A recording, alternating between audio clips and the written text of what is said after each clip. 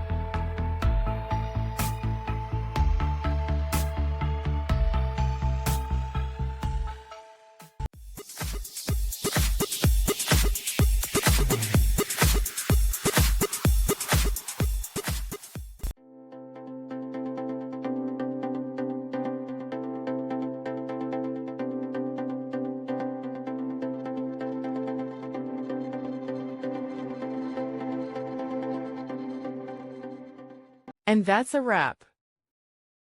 I hope you found the answer you were looking for. If you did, take a second to hit that subscribe button. It really helps out.